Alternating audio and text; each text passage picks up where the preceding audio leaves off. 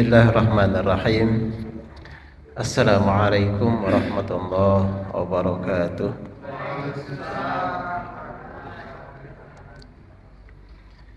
Alhamdulillahirabbil alamin. Al-qail alam tara ilal ladzina yaz'umuna annahum amanu bima unzila ilaika wa ma unzila min qablik yuriduna ay yatahakamu ila at-taghut wa qad umiru ay yakfuru bih. Asyhadu an la ilaha illallah wahdahu la syarikalah wa asyhadu anna Muhammadan abduhu wa rasuluh.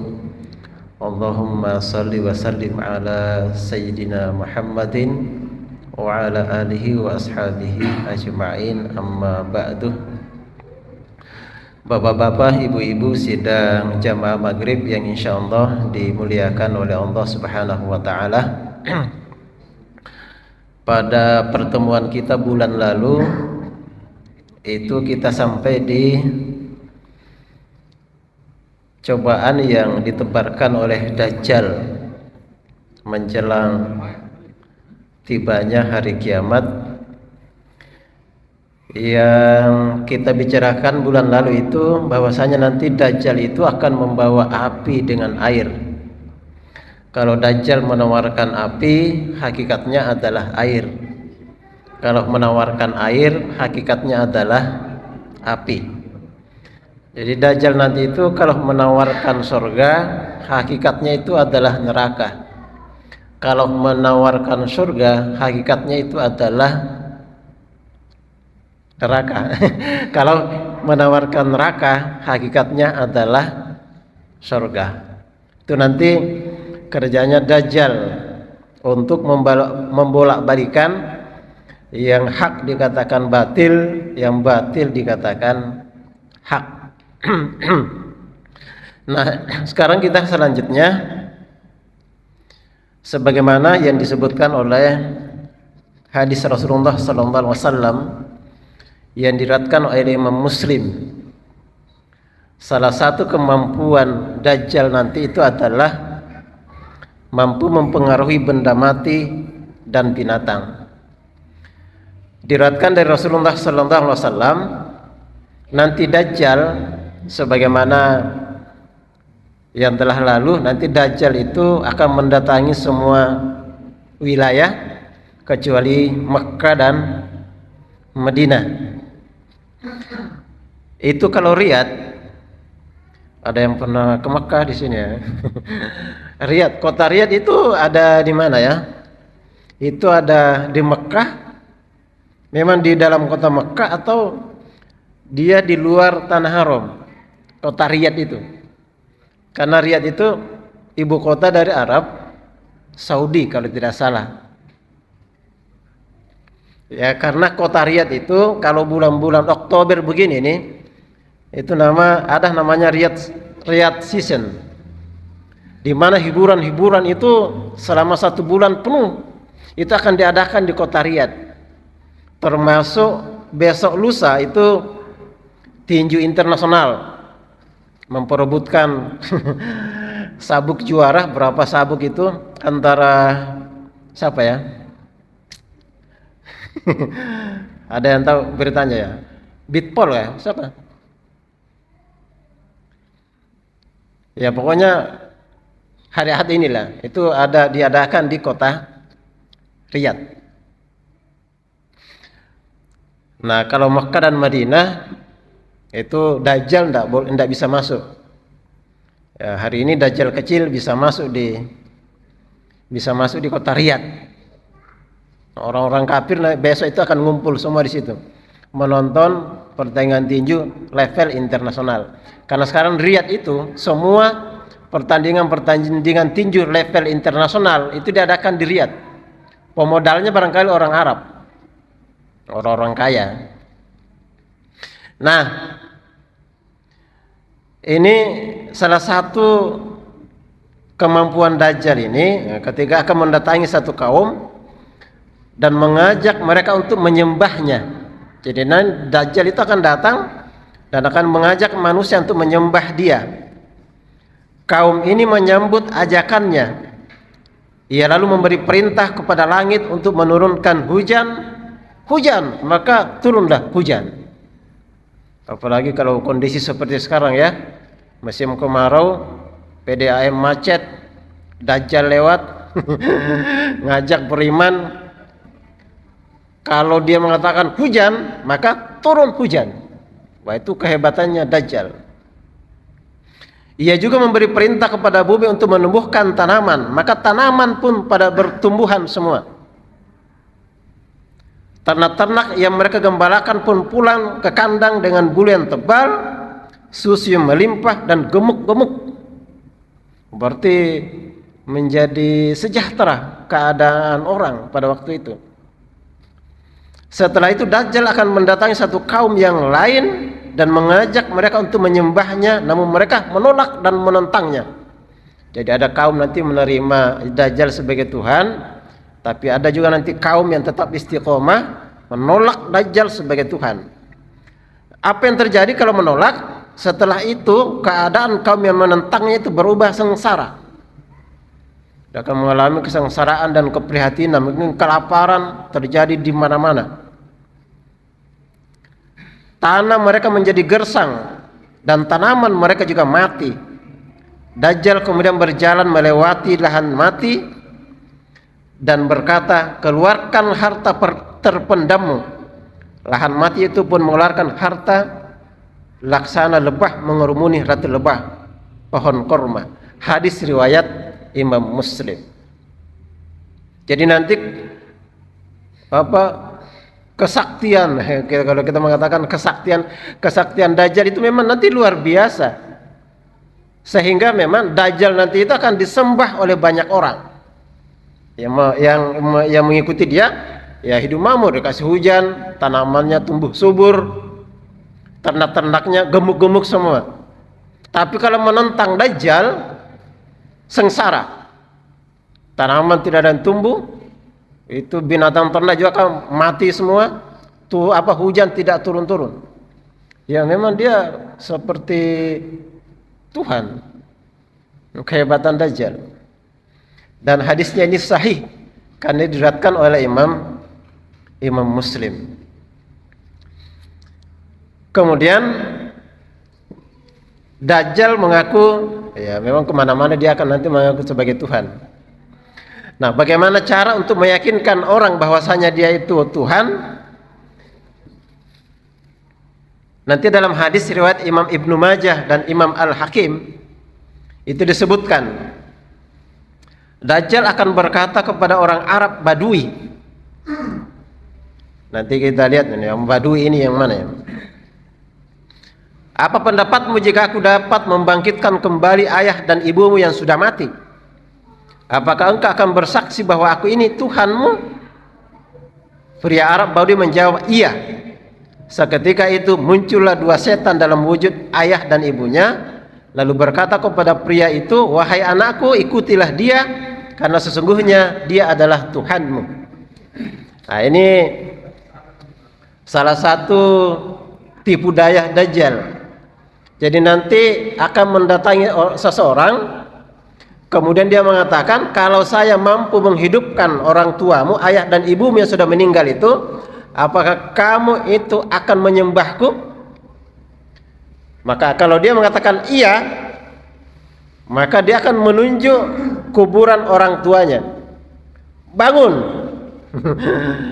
Maka kubur akan terbuka dan bangkit kedua orang tuanya. Tapi dalam hadis ini disebut bahwasanya sebenarnya yang dihidupkan itu bukan orang tuanya, tapi dua setan yang menyamar sebagai orang tua. Begitu bangkit, maka setan itu mengatakan, nak, sembah dia. Ini salah satu sihir, tipu daya ya, tipu daya dari Dajjal supaya disembah oleh manusia. Nah, ini lagi kesaktian Dajjal. Diriwayatkan nanti dalam sebuah hadis, Dajjal akan memanggil seorang mukmin, membelah tubuhnya menjadi dua bagian dengan pedang. Jadi seorang mukmin dipanggil, pedang yang tajam dibelah dua. Cerek. Misalnya ini, tak. Belah dua. Kemudian berkata kepada orang-orang yang menyaksikan, lihatlah hambaku ini. Aku akan membangkitkannya kembali. Lalu ia menyangka bahwa ia memiliki Tuhan selain aku. Dajjal kemudian memerintahkan orang mukmin itu untuk berdiri dalam keadaan hidup lagi. Orang mukmin itu pun bangun dan hidup kembali. Allah Subhanahu wa taala telah menghidupkannya kembali, bukan Dajjal. Akan tetapi Dajjal memperlihatkan kepada manusia seakan-akan dirinya lah yang telah menghidupkan orang itu kembali. Salah satu tipu daya Dajjal. Jadi kalau imannya itu memang tidak kuat, bisa memang menyembah Dajjal dengan melihat kesaktiannya seperti itu. Seakan-akan bisa menghidupkan orang yang sudah mati, bisa menurunkan hujan, bisa menahan hujan. Kalau dia mengatakan hujan, ya hujan. Nah, itulah nanti kehebatan, apa istilahnya, kesaktian lah atau tipu daya yang akan disebar oleh Dajjal di permukaan bumi ini, sehingga banyak yang menjadi pengikut Dajjal. Nah, pertanyaannya sekarang, siapakah nanti yang akan menjadi pengikut Dajjal? Karena nanti kan Rasul juga memberikan, mungkin istilah kita jimat-jimat ya, senjata bagaimana menjaga diri dari kesesatan Dajjal ini. Nanti ada baca-bacanya nanti supaya terhindar dari fitnah dan bala Dajjal. Laknatullah alaihi. Nah, disebutkan oleh Rasulullah sallallahu alaihi wasallam bahwasanya nanti itu yang akan menjadi pengikut Dajjal. Dari Anas bin Malik bahwa Rasulullah sallallahu alaihi wasallam bersabda, Dajjal akan diikuti oleh 70.000 orang Yahudi Asfahan. Jadi pengikutnya yang pertama itu orang Yahudi.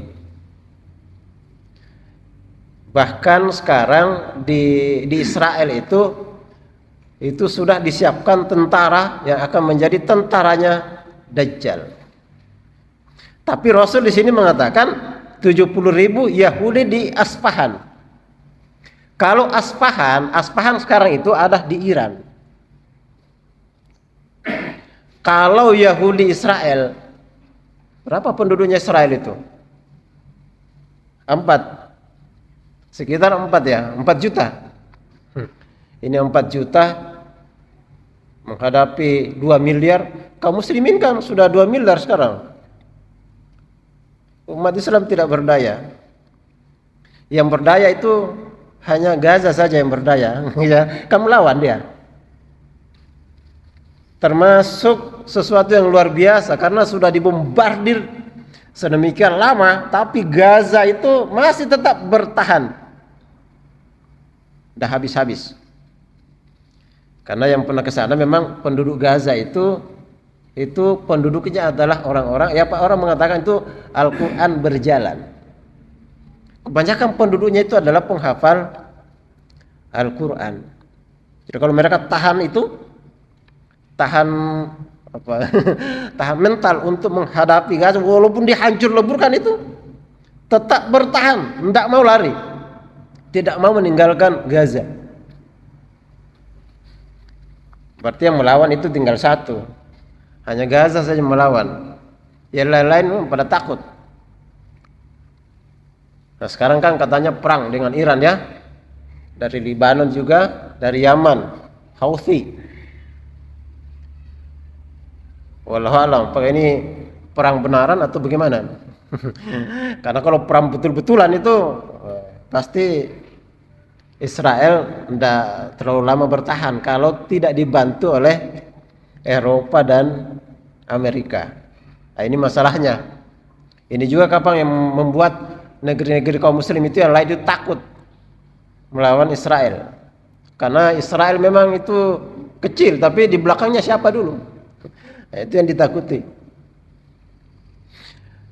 Nah, Yahudi Asfahan berarti orang Iran. Yahudi Iran.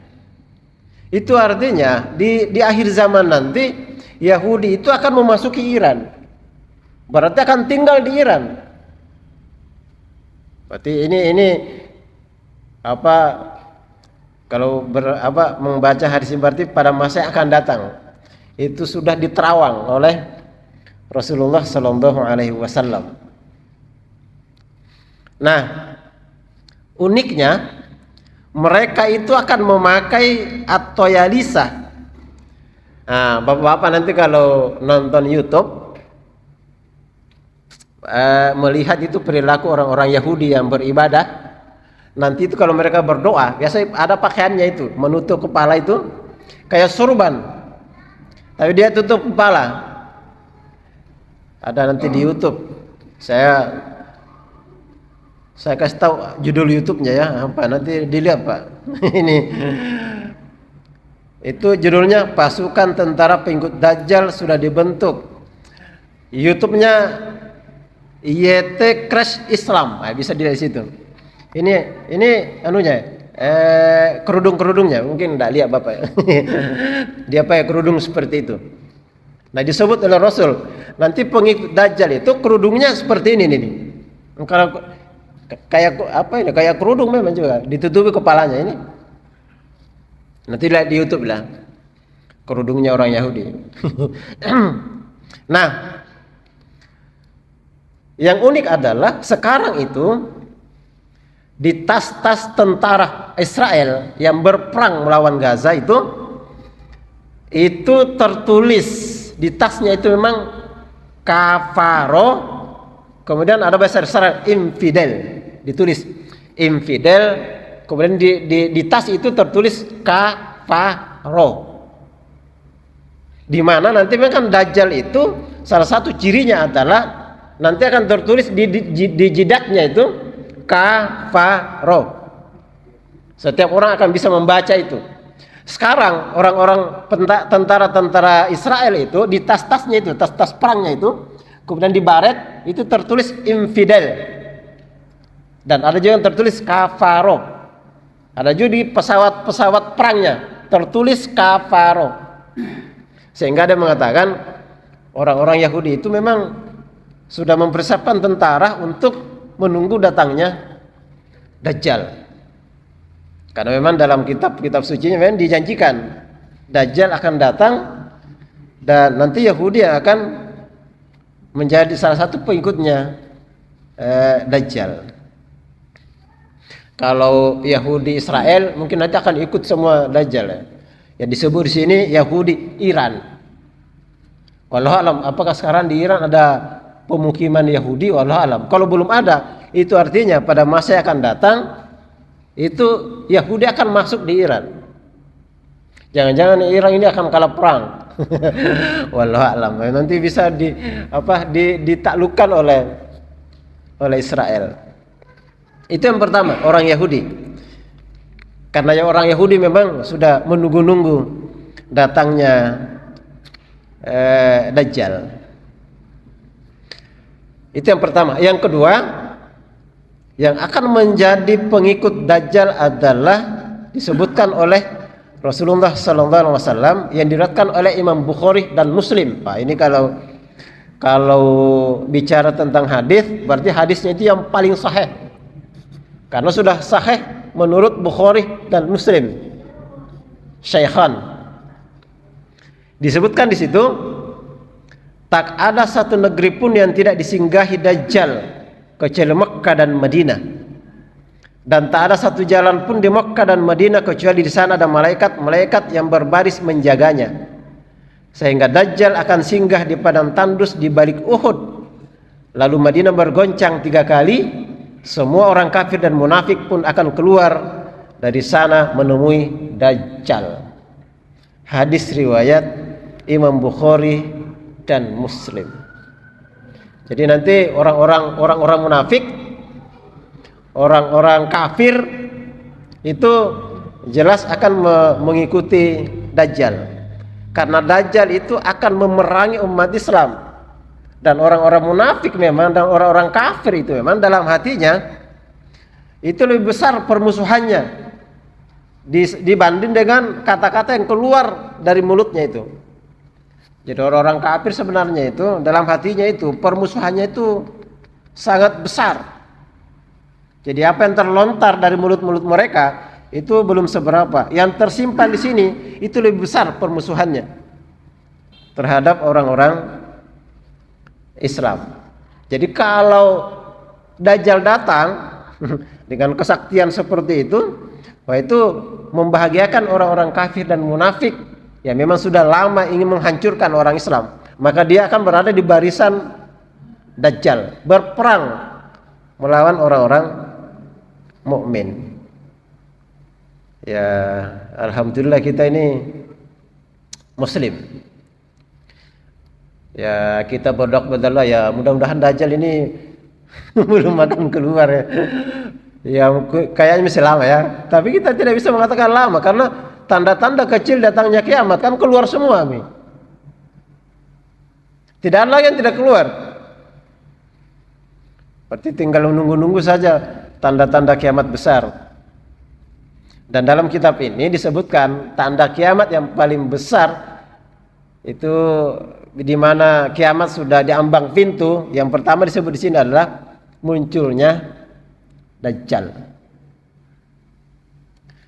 Dan semua nabi itu memperingatkan umatnya akan tentang bahaya Dajjal itu.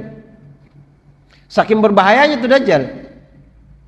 Semua nabi mengingatkan jangan sampai ketemu Dajjal, padahal Dajjal akan muncul itu menjelang terjadinya kiamat.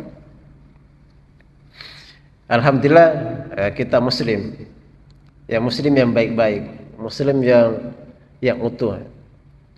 Tapi tidak ada jaminan juga, Pak. 5 tahun, 10 tahun yang akan datang, apakah kita masih muslim? Ada jaminan 100%? Ada jaminan 100 karat? Berapa karat itu ya Murli? 34 karat? Tidak ada, Pak. Tidak ada jaminan. Makanya setiap hari kita berdoa, ya Allah, ya muqallibal qulub, tsabbit qulubana ala dinika wa ala ta'atika. Itu doa setiap hari. Ya Allah yang membolak-balikkan hati, teguhkan hati kami di atas agamamu dan di atas ketaatan kepadamu. Karena hati itu bolak-balik. Misalnya ditawari ini, ada PKI. Ini ada uang 1 triliun. Mau masuk komunis? 1 triliun ini. Pokoknya tinggal tidur-tidur sampai mati ini. Tidak usah kerja. 1 triliun. Kira-kira, Pak, kalau kita lihat ini kualitasnya orang-orang Islam, kalau ada penawaran seperti itu, pokoknya masuk komunis 1 triliun, kira-kira ada yang masuk kira-kira, Pak? Mati aja. Tidak usah 1 triliun, Pak. Biasa 1 dos saja Supermi sudah keluar Islam. Apalagi kalau 1 triliun. Saya juga kalau 1 triliun ya kayaknya mikir-mikir juga. Kalau kita mungkin enggak. Itu artinya memang iman itu enggak ada harganya itu, Pak. Iman, enggak bisa dihargai itu iman. Walaupun kekayaan itu sebesar bumi, emas sebesar bumi diberikan kepada kita untuk murtad, saya yakin banyak orang Islam tidak mau. Itu betapa berharganya itu iman bagi orang-orang yang betul beriman, kokoh, teguh, apapun yang terjadi. Tapi kan banyak juga sih yang kita dengar-dengar murtad dari Islam. Banyak. Di Jawa katanya itu biasanya sampai 1 kecamatan itu tahun 80-an masih 100% muslim, hari ini tidak ada lagi muslim. Murtad. Ya, mudah-mudahan kasihan kita ini aman lah. Sampai maut datang menjemput nyawa, mudah-mudahan kita masih tetap dalam iman dan Islam. Mudah-mudahan masih tetap istiqomah. Karena kalau kafir munafik ya ini munafik ini susah juga ini Pak. Jadi orang kafir itu kan dua Pak. Orang kafir yang zahirnya memang mengatakan kafir, tapi ada orang kafir zahirnya mengatakan iman. Jadi orang munafik itu izharul imani bil lisan wa kitmanul kufri fil qalbi. Menyatakan iman lewat lisan tapi menyembunyikan kekafiran di dalam hatinya. Nah, ini yang sulit. Dikira temannya ternyata musuh dalam selimut. Waduh, susah juga ya. Makanya yang tahu munafik itu hanya Allah yang tahu. Kalau kita Pak, pokoknya orang itu masih sholat dilihat, masih syahadat, meninggal sholati dia. Kan Allah dan Rasulnya kan hanya menyebutkan ciri-ciri orang munafik saja. Di dalam Al-Quran itu, ya bukan hanya dalam hadis. Kalau hadis itu, ciri-ciri munafik itu yang sering kita dengar adalah kalau bicara, idza hadatsa kadzaba. Ciri-ciri orang munafik itu kalau bicara bohong. Idza wa'ada khalafa. Kalau berjanji apa? Khalafa, mengkhianati janjinya. Wa idza tumina khona. Kalau dipercaya berkhianat. Jadi sering berjanji tapi tidak ditepati. Apalagi kalau musim kampanye, banyak yang janji. Pokoknya janji itu keluar semua. Karena memang kan berjanji kan tidak ada larang-larang orang kan berjanji. Pokoknya berjanji saja. Pokoknya nanti semua untuk kemakmuran rakyat. Tapi kalau sudah jadi lain bicara. Nah, tapi Pak, munafik itu kan ada dua. Ada munafik perbuatan, ada munafik hati, ada munafik akidah. Yang kafir itu adalah yang munafik akidah. Yang di sini ini ingkar kepada Allah dan Rasulnya, tapi di sini mengatakan iman. Kalau munafik perbuatan Pak, kita juga sering. Tapi itu tidak kafir orang, hanya dosa. Kalau bicara bohong, sering toh? Kalau berjanji tidak menepati, sering toh? Iya. Kalau dipercaya terkadang juga berkhianat. Itu namanya munafik perbuatan. Tidak kafir orang. Kalau kafir, waduh, bisa-bisa kafir semua kita Pak. Karena sering bohong juga. Yang bahaya itu sini, munafik akidah. Di sini kafir, di sini mengatakan iman. Kenapa bahaya?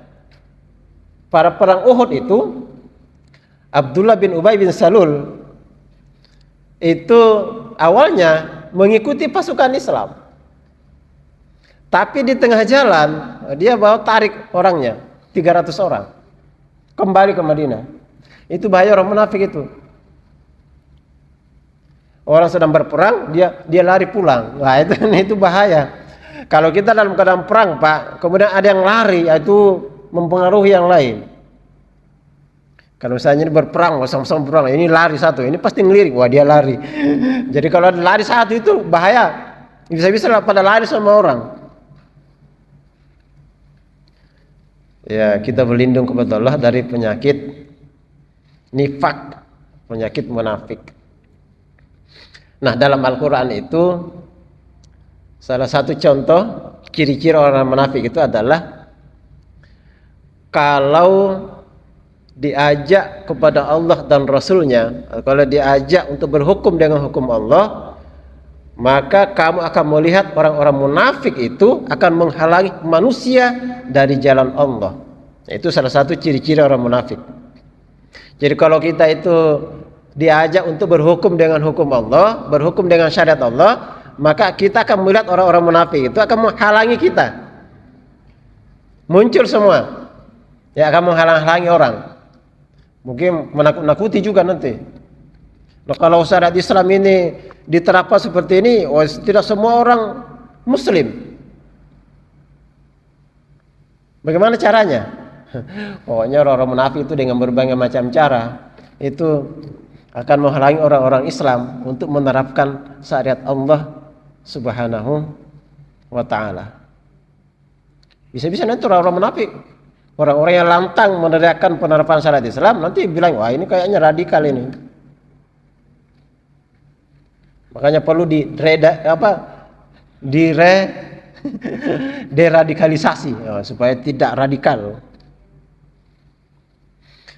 Nah, selanjutnya yang akan mengikuti mengikuti Dajjal adalah orang-orang Arab Badui.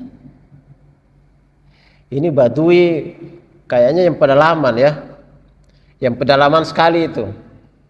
Kalau di sini mungkin orang-orang Badui itu yang tinggal di tengah hutan sana. Kayaknya sekarang tidak ada Badui kalau di Makassar tidak ada Badui itu. Tapi di Kalimantan masih ada yang bila disebut Badui. Orang-orang yang tinggal di tengah hutan. Tidak kenal kota. Hanya pindah dari satu tempat ke tempat yang lain. Nah, kalau di Arab Saudi, kalau di Mekah Arab, itu dari zaman Rasul ada yang disebut dengan Arab Badui, orang pedalaman. Kalau di masa Rasul ini orang-orang Badui ini memang enggak tahu adab memang.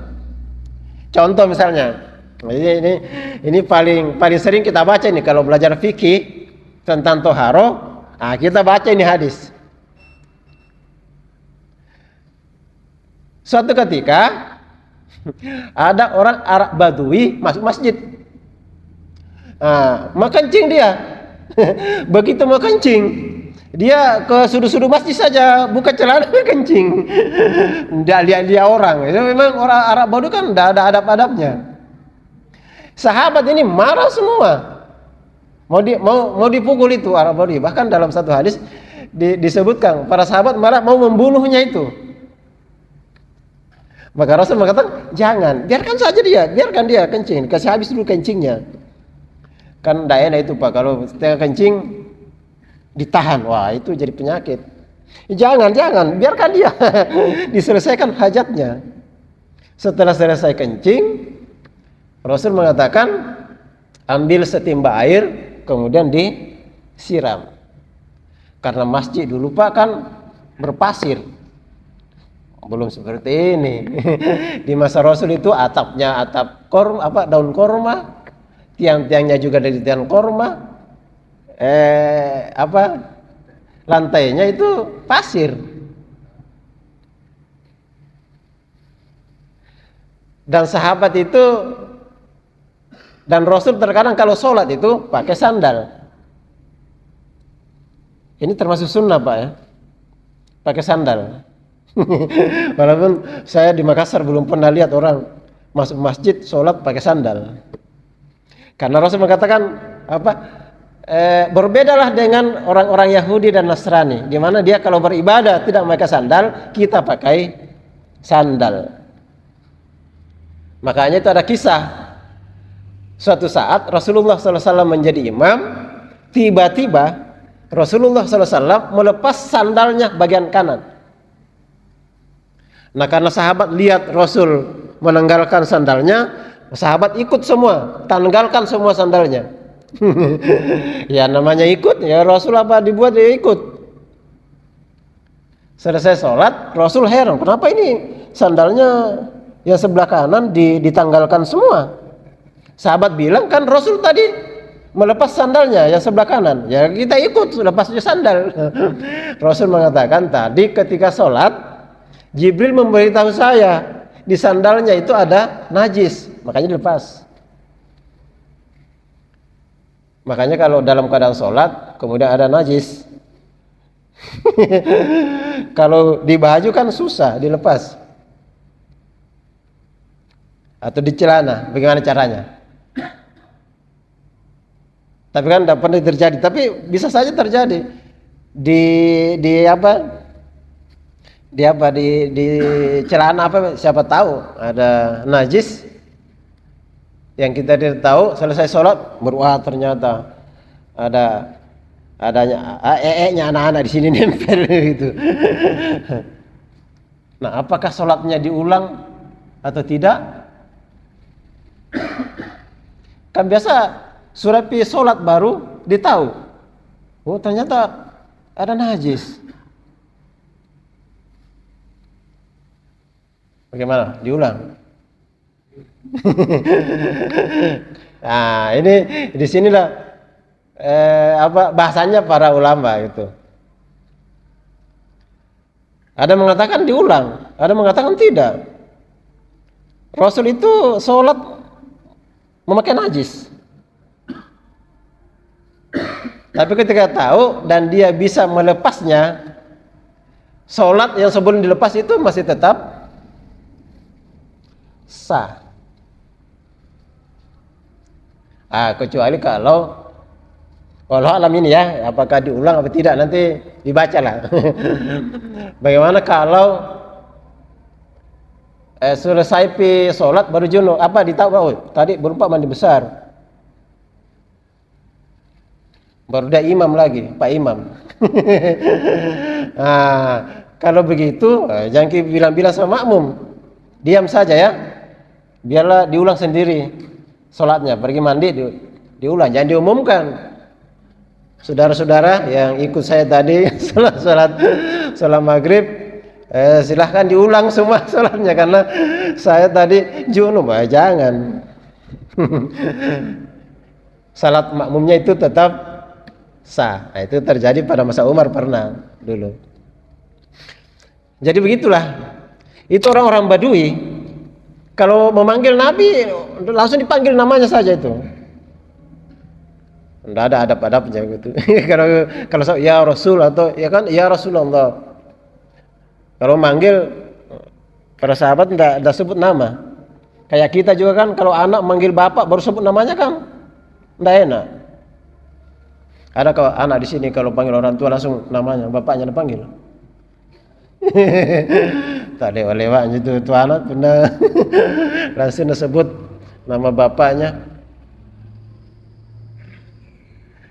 Makanya di dalam sholat itu ada yang memakai kata sayyidi. Allahumma salli ala sayyidina Muhammad. Karena dia tidak tega kalau langsung sebut nama. Itu ikhtilaf ya. Tapi ada ya, kita ikuti saja biasa yang tidak pakai sayyidi. Tapi ada yang pakai sayyidi. Dalam tahiyat pun sholat itu mereka pakai kata sayyidi itu, baginda, tuanku, karena tidak mau menyebut nama Imam secara langsung. Adabnya begitu beda para ulama. Sidang jamaah maghrib yang insyaallah dimuliakan oleh Allah Subhanahu wa taala. Sampai di situ dulu ya. Kalau ada yang mau disampaikan atau ada yang mau didiskusikan sebelum azan, silahkan.